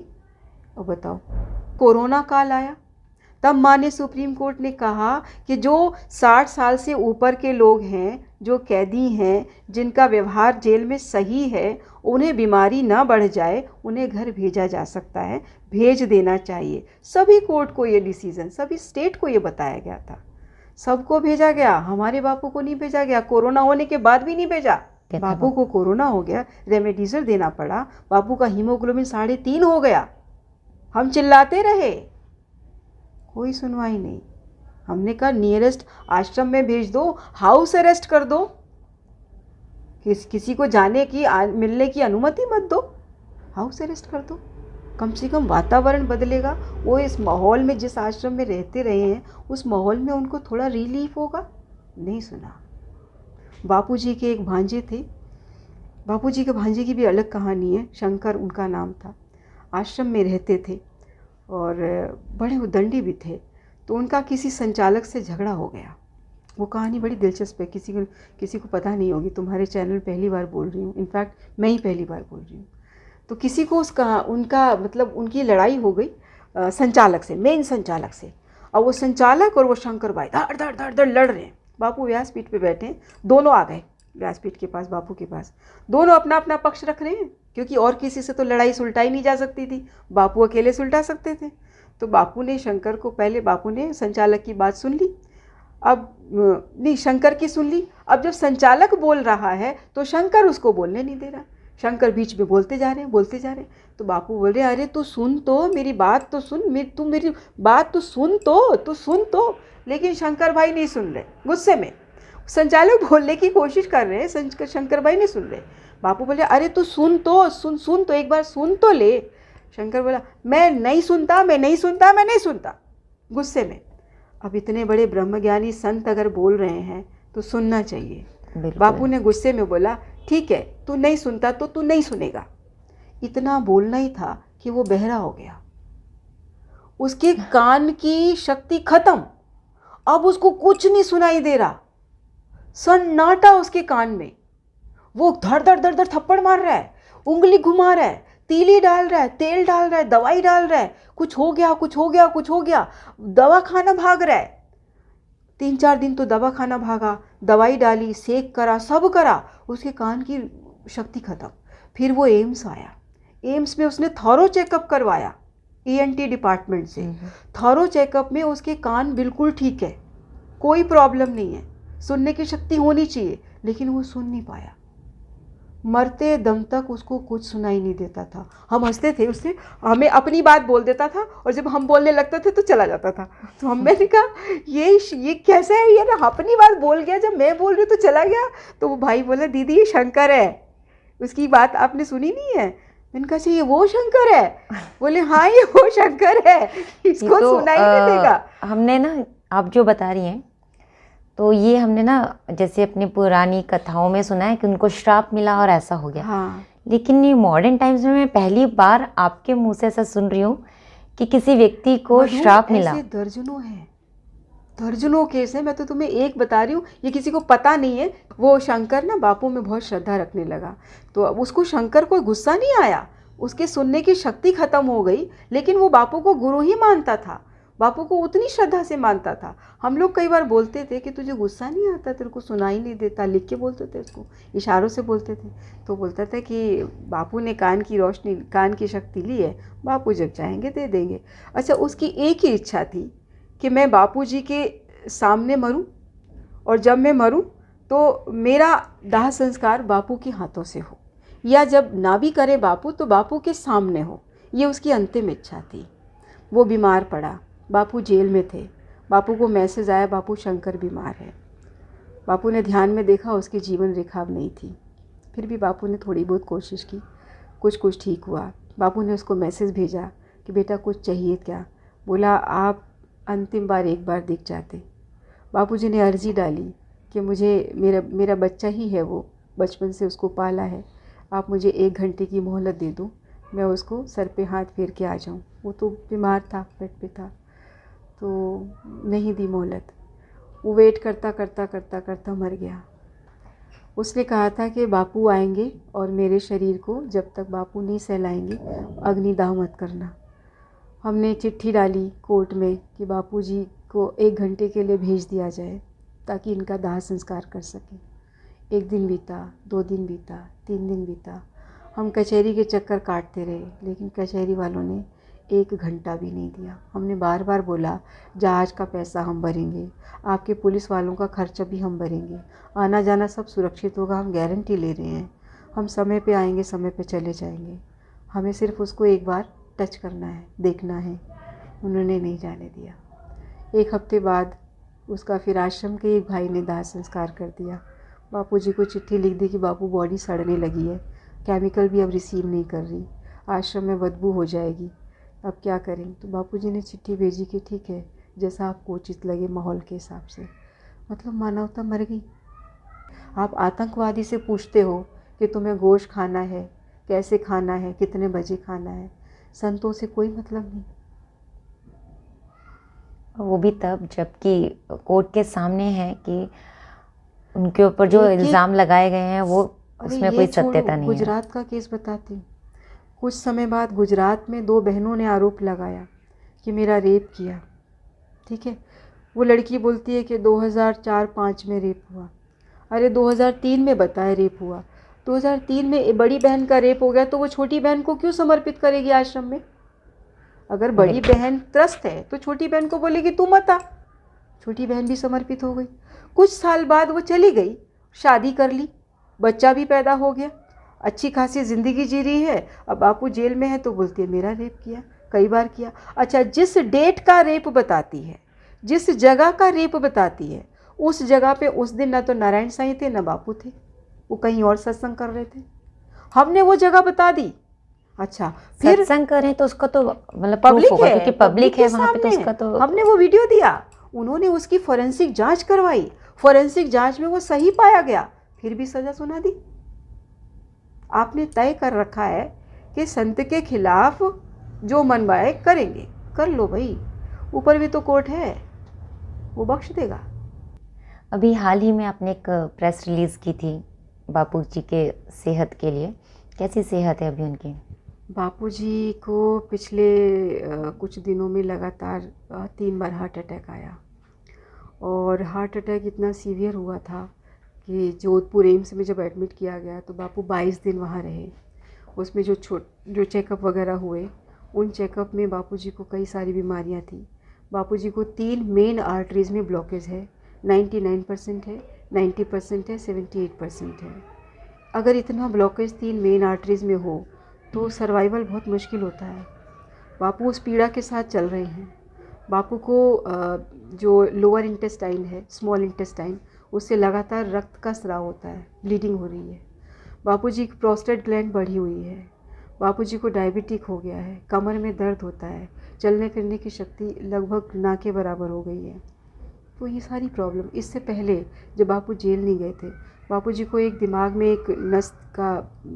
एक पीड़ा होती थी, उसको ट्राइजेमिनल न्यूरोलजिया कहते हैं। वो बीमारी करोड़ों में 1-2 लोग को होती है। वो भयंकर पीड़ा होती है सिर में, भयंकर, बहुत ज़्यादा होती है। वो प्रसव की पीड़ा से भी ज़्यादा पीड़ा होती है, इतनी पीड़ा होती है वो। तो उस पीड़ा को बापू सह लेते थे, क्योंकि बापू अपना इलाज अरोमा थेरेपी से भी करते थे और कुछ एक दवाइयाँ भी लेते थे। ये बात साधुओं को नहीं पता थी, लोगों को नहीं पता थी कि बापू को इतनी खतरनाक बीमारी है। फिर भी बापू साधकों में घूम रहे हैं, सेवाएं दे रहे हैं, सत्संग दे रहे हैं, लगातार देते थे, लोगों की बीमारियों भी कम करते थे। तो ये हमें तब पता चला जब बापू जेल चले गए, अरोमा थेरेपी बंद हो गई, दवाइयाँ बंद हो गई, ये दर्द बढ़ने लगा बापू जी को। तो बापू यूँ पकड़ के बैठ जाते थे, घंटों सो नहीं पाते थे, चल नहीं पाते थे, खा नहीं पाते थे। और फिर उस जेल में 800 की कैपेसिटी है, 1450 कैदी हैं, उनके बीच में बापू को रखा गया। उन कैदियों के बीच में बापू रह रहे हैं, इतनी सारी परेशानियां झेल रहे हैं, तो परेशानियां तो बढ़ेंगी। फिर बापू को जब हार्ट अटैक हुआ, एम्स में एडमिट किया गया, तो डॉक्टर्स ने खुद कहा कि इनको इतने सारे मल्टीपल प्रॉब्लम्स है कि इनकी प्रॉब्लम्स का यहाँ इलाज नहीं है, लिख के दिया। फिर वो पेपर लेके हम कोर्ट में गए कि हमें आयुर्वेदिक इलाज ही माफिक आता है, हमें आयुर्वेदिक इलाज दे दीजिए। 2-3 अस्पतालों के हमने नाम दिए कि इनमें से कोई सा भी दे दूँ। माधव बाग हमने इसलिए सेलेक्ट किया क्योंकि वहाँ सारी थेरेपीज थी, मतलब सारी फैसिलिटीज़ थी कि अगर आपको अचानक कोई अटैक आ जाए तो इमरजेंसी भी थी, वहाँ पर मशीनें भी थी। तो हमें था कि अटैक तो आता ही है, तो तुरंत अगर आया तो कहीं भागना नहीं पड़ेगा, गाड़ी में बिठाओ दौड़ो, वो नहीं होगा, अंदर अंदर अंदर अंदर इलाज हो जाएगा। इस करके हम मांग रहे थे, तो हमें नहीं दिया गया, तो हमारी सुनी नहीं जा रही थी। फिर साधकों को लगा कि ये तो एक बेसिक राइट है, संविधान में आर्टिकल 21 है, उस आर्टिकल 21 के तहत ये कहा गया है कि हमें अपने हम ससम्मान ज़िंदगी जी सकते हैं, स्वस्थ ज़िंदगी जी सकते हैं, हमें अधिकार है। तो ये अधिकार कहाँ है बापू के पास? स्वस्थ जीवन नहीं जी सकते, खा नहीं सकते, पी नहीं सकते। तो वो जब बेसिक राइट भी बापू को नहीं मिल रहा था, वो बेसिक राइट के लिए हम लोग सड़कों पर उतरे। सब साधकों ने चंडीगढ़ में रैली निकाली, 14-15 हज़ार लोग सड़कों पर आ गए थे। फिर प्रेस कॉन्फ्रेंस हुआ, लोगों ने सवाल भी पूछे, और अम्बाला में रैली निकाली, अम्बाला में प्रेस कॉन्फ्रेंस हुई, पानीपत में रैली निकाली, अहमदाबाद में निकाली, शिमला में निकाली, रायपुर में निकाली, छत्तीसगढ़ में निकाली, बरेली में निकाली, लखनऊ में निकाली, मुंबई में धरना करा। मुंबई में मंडे था उस दिन, मैं गई थी। धरना में 5,000 लोग आज़ाद मैदान में बैठे थे। 5,000 लोग, जगह नहीं थी बैठने की। हमें बोलना पड़ा कि आप अपना अपना पर्स अपनी गोदी में रख लीजिए ताकि और लोग बैठ सकें। ये बोलना पड़ा हमको स्टेज से, इतने लोग आ गए थे। अभी तो हमने टाइम नहीं दिया था उनको, प्रॉपर टाइम नहीं समझाया था। मंडे का दिन था और वो भी हमें परमिशन नहीं मिली थी। हमने 7 दिन की परमिशन मांगी, नहीं दी। 3 दिन की परमिशन मांगी आज़ाद मैदान की, नहीं दी। 1 दिन की मांगी, उसमें भी आधे दिन की मिली हमें, 10 बजे से 5 बजे तक। और उसमें भी इतने फॉलोअर्स आ गए। और जब भोपाल में हुआ 10 मार्च को भोपाल में भी था, सूरत में भी था, लखनऊ में भी था, रायबरेली में भी था, और 4-5 जगह, 7 जगहों पे था टोटल। रांची में भी था, तो झारखंड में था। 7 जगहों पर टोटल हुआ था। पटना में 1 दिन बाद हुआ था। तो उस दिन भोपाल में 50,000 लोग आए थे रैली में। इतनी धूप थी। 70 साल की एक महिला, मैंने कहा आंटी आप रिक्शा में बैठ जाओ, गाड़ी में बैठ जाओ, इतना धूप में पैदल चल रही हो। बोली बेटा मेरे बापू की बात है, मैं मर भी जाऊंगी तो भी मैं नहीं बैठूंगी गाड़ी में। मैंने कहा यार वो 70 साल की महिला समझ रही है, इन लोगों के कान पे जूं नहीं रेंग रहा। बापू कोई आतंकवादी थोड़ी है जो क्या नहीं लग रहा है कि क्यों इतना ज़्यादा खिलाफ कुछ है? ना कुछ इंटरनेशनल दबाव होगा। ये कहानी तो अच्छा, आपने बताया कि बाबू के जो भक्त हैं, श्रद्धालु हैं, फॉलोअर्स हैं, उसमें बहुत बड़े बड़े लोग भी हैं। तो उससे पहले आपने एक और घटना बताई कि उनका फ़ोन आ गया किसी सेलिब्रिटी के लिए और रात को शनिवार के 8 बजे उनको छोड़ दिया गया। आप लोग फ़ोन नहीं करवाते? आप लोग दबाव ऐसे नहीं डलवाते? हमें देखो, हम फ़ोन करवाएं भी तो रेडी कौन होगा। आपको एक घटना बताती हूँ। बापू खुद तैयार नहीं होते इस चीज़ के लिए। मैं एक घटना बताती हूँ आपके लिए, आपको इस विषय आपको जवाब भी मिल जाएगा। मैं गाज़ियाबाद में थी ऑफिस, उस समय मैं एक चैनल में काम करती थी, बड़े पद पे थी। तो पास में ही बापूजी का सत्संग था, तो मैंने कहा चैनल से थोड़ी देर के लिए निकल जाती हूँ। मैंने गाड़ी उठाई और मैं सत्संग पंडाल पे पहुँच गई, गाड़ी रखी।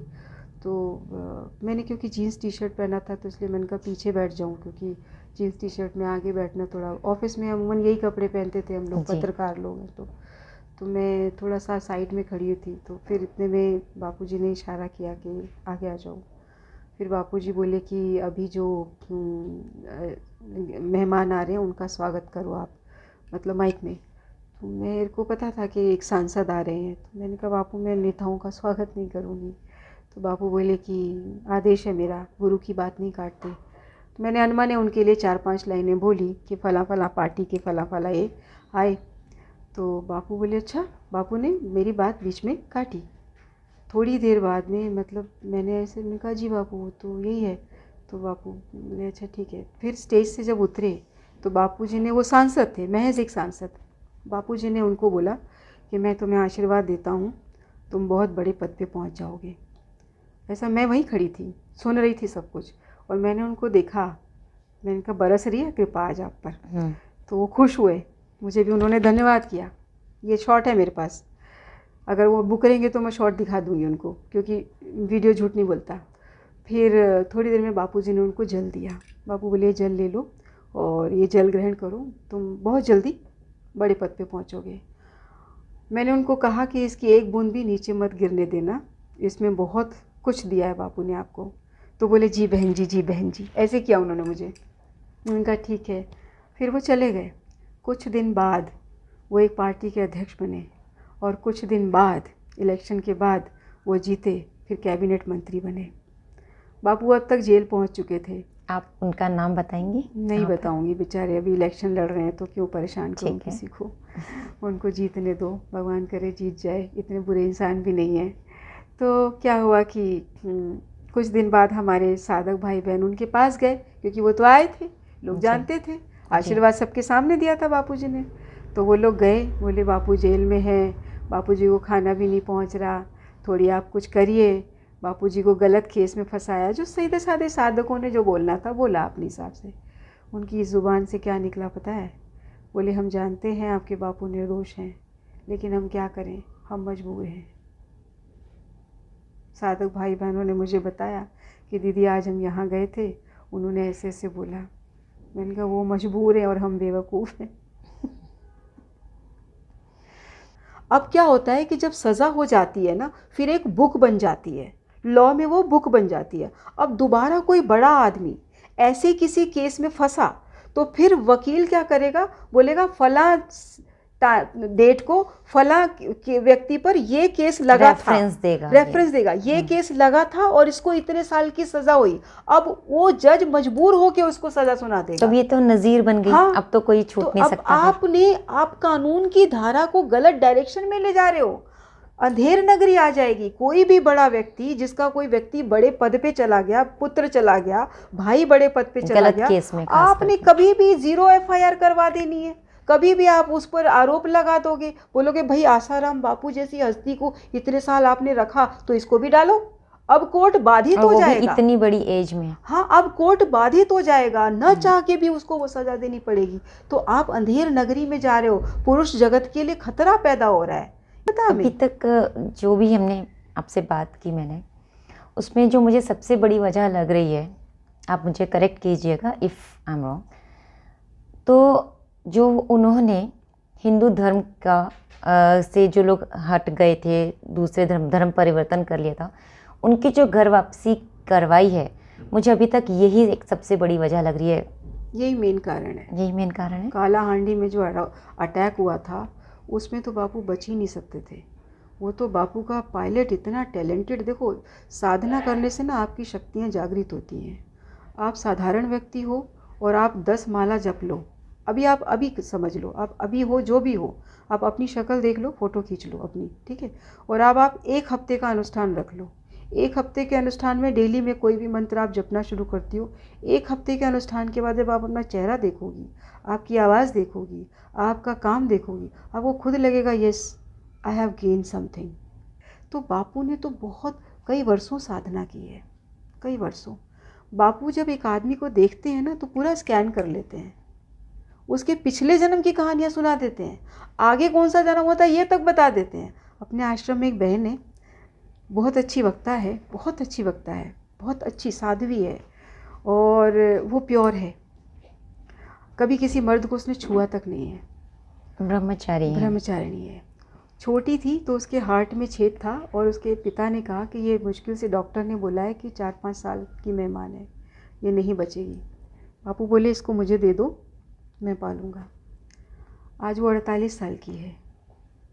जिस लड़की को सारे डॉक्टर्स ने बोल दिया कि मैक्सिमम 13 साल की उम्र में मर जाएगी, 48 साल तक बापू ने उसको रखा है।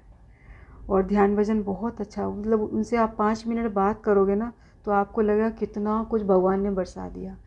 बापू जेल में, बापू ने जेल में कुछ देखा होगा ध्यान में। जब बापू सजा याफ्ता हो गए तब बापू को परमिशन थी, हर जेल का अपना नियम होता है, तो उस जेल का ये नियम था कि 1 महीने में 70 मिनट आप अपने परिजन से बात कर सकते हैं।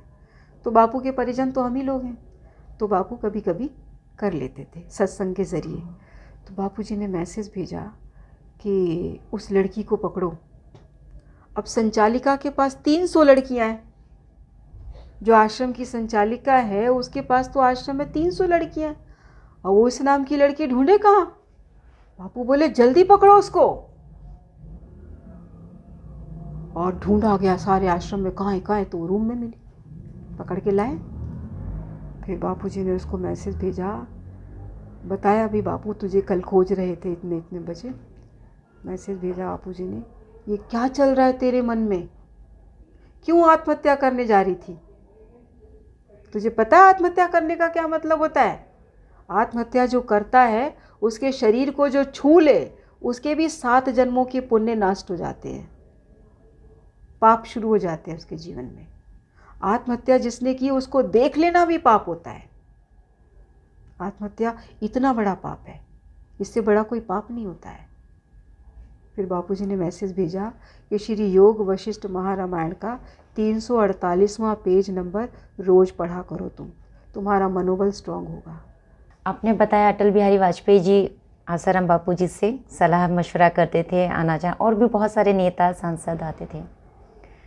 हमारे जो भी वर्तमान पीएम हैं मोदी जी, क्या कभी उनका आना जाना रहा है आश्रम में? कभी मोदी जी मिले तो उनसे पूछना, वो मैं तो उनसे बताएंगे। नहीं मिल पाऊंगी, मुझे नहीं लगता।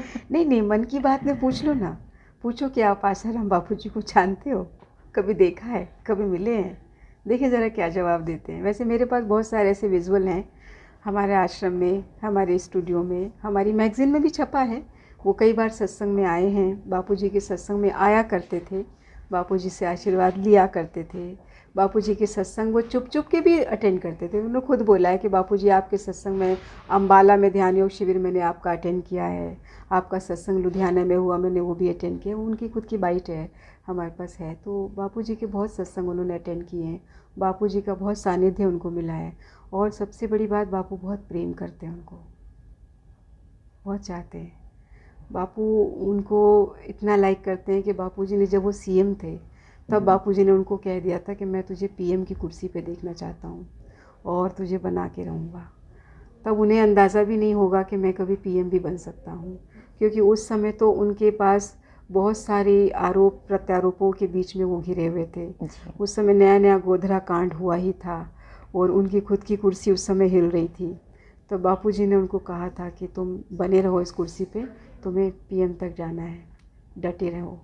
तो बापू उनको समय समय पर सपोर्ट करते रहे, प्यार करते रहे, और वो भी बापूजी से सानिध्य लेते रहे। अब हो सकता है वो पीएम हो गए हैं, इतने व्यस्त हो गए हैं कि उनके पास समय नहीं होता हो संत की तरफ देखने का। बापू तो उनको अपना पुत्र मानते हैं। आपकी सारी बातें सुन करके मैं इतना ज़्यादा कंफ्यूज हो गई हूँ। मुझे लग रहा था कि आज मैं जो मिस्ट्री है बिहाइंड द आसाराम बापू, वो मैं आज उसको मैं अनलॉक कर लूँगी, हाँ खोल लूँगी, मुझे पता चल जाएगा। मैं आपको काउंटर करूँगी कि आप पीआरओ हैं, आज भी आप सबसे मिलती हैं, तो मैं पीआरओ हूँ आसाराम बापू की। उनकी सुनी, देखी, पत्रिका में पढ़ी। सही बात है कि उन्होंने बहुत नॉलेजफुल बातें हमको उनके थ्रू पता चली हैं। और अभी मैं कंफ्यूज हो गई, मुझे खुद समझ में नहीं आ रहा कि मैं इसमें देखो, क्या कहूँ। ये मामला कंफ्यूजन का नहीं है, कंसंट्रेशन का है। आप कंफ्यूज ना होके कंसंट्रेट होके अगर आप सोचोगी तो आपको कॉन्फिडेंस ये कहेगा कि धर्म सत्ता राज सत्ता से हमेशा बड़ी रही है। आपसे बात करके बहुत सारी चीज़ें, बहुत सारी बातें हमें पता चली हैं जो हम गलत समझते थे, गलत सोचते थे। पहले हम आसाराम बापू जी के उनको हमें अच्छा लगा कि इतनी अच्छी ज्ञान की बातें बताते हैं। फिर एक न्यूज़ आ गई तो हमारा उन पर से विश्वास हट गया। हमें लगा कि अरे यार ये क्या है, ये भी और संतों जैसे, क्योंकि बीच में एक दौर चला था जब हर संत के बारे में कोई एक नया नाम आता था, वो संत के बारे में ऐसा, और सबके ऊपर लगभग यही इसी तरह के इल्ज़ाम लग रहे थे। तो इसी बीच में इस संत आसाराम बापू के बारे में भी आई खबर और हमको लगा कि ये भी वही हैं, और फिर जेल से निकल भी नहीं रहे थे, क्योंकि हमारा तो न्यायपालिका पर विश्वास है ना। तो हम तो यही समझेंगे कि हाँ ठीक है, उनको कुछ गलत किया है इसीलिए वो बाहर नहीं निकल पा रहे हैं। लेकिन आपसे बात करके बहुत सारी हमें चीज़ें पता चली हैं। आप कुछ कहना चाहती हैं वर्तमान सरकार से? ये आपकी बात के बापूजी पर को मैं पहले ठीक समझती थी, फिर जब आरोप लगा और जेल गए और बाहर नहीं आ रहे तो मेरा विश्वास हिला। इससे साधकों का भी विश्वास हिल जाना चाहिए। लेकिन करोड़ों साधक से अब और ज़्यादा बढ़े, तो बहुत से लोग बापूजी को जेल में मिलने आए और चिट्ठी लिखी कि बापू मुझे आप मंत्र दीक्षा दीजिए। अच्छा, उसके बाद भी बापू जेल में हैं और जेल में चिट्ठी लिख करके बोल रहे हैं बापूजी आपसे ही मंत्र दीक्षा चाहिए। तो मीडिया ने जो रोल प्ले करने की कोशिश करी, चाहे जिस भी दबाव से करी, उन्होंने गैप बढ़ाना चाहा कि शिष्य टूट जाए, लेकिन शिष्य और जुड़ने शुरू हो गए। मीडिया शायद सिर्फ सनसनी फैलाना चाहती थी। 14 फरवरी को वैलेंटाइन डे लोग मनाते थे। उस वैलेंटाइन पे इतना कचरा फैल जाता था कि सब लोग परेशान हो जाते थे। पुलिस डंडे लेके घूम रही है, कुछ संस्थाएं अपने लड़कों को छोड़ देती थी कि भाई जहाँ मिले कपल उसको पीटो, मारो, कुछ भी करो। तो बापू ने क्या किया कि ऐसा मत करो, 14 फरवरी को प्रेम दिवस मनाओ, लेकिन प्रेम अपने माता पिता को करो। 14 फरवरी को वैलेंटाइन डे की जगह पेरेंट्स वर्शिप डे मनाओ।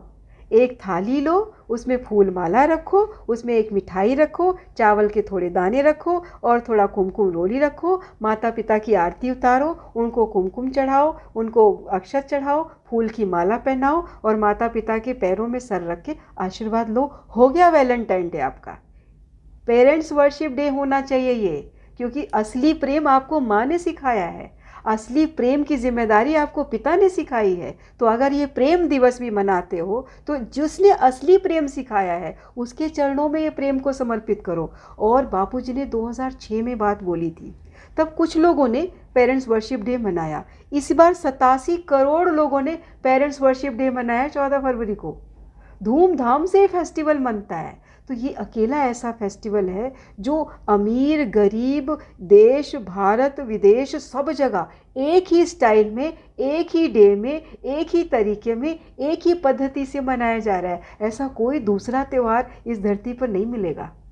बापूजी इतना बड़ा खजाना है और करोड़ों साधक हैं। अगर मैं एक एक साधक की एक एक इंसिडेंट भी आपको बताऊं, आप हैरान हो जाओगी। मतलब मेरे पास तो इतना आप फिर कुछ। वादा कर दीजिए, है ना, जरूर, फिर किसी दिन एक मिलेंगे, एपिसोड पक्का, पक्का। दोबारा से हम एक और बार आपसे मिलेंगे और बातचीत करेंगे।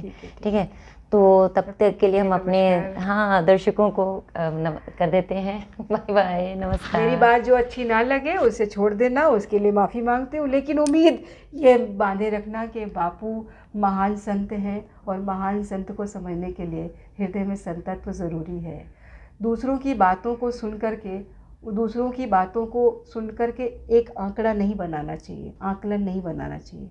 आकलन बनाने से पहले खुद तय करना चाहिए कि जो मैं सुन रहा हूँ उसमें सच्चाई क्या है। कई बार आंखों देखा भी झूठा होता है, कई बार कानों देखा तो कानों सुना तो कितना सच्चा होगा। इसलिए बापू के विषय में जितना कुछ आपने सुना है, कितना सच है कितना झूठा है, उसे जानने के लिए एक बार आश्रम ज़रूर आए। आपने मधुरनामा मुझे बुलाया, इसके लिए आपका धन्यवाद। आप आए इसके लिए आपका धन्यवाद।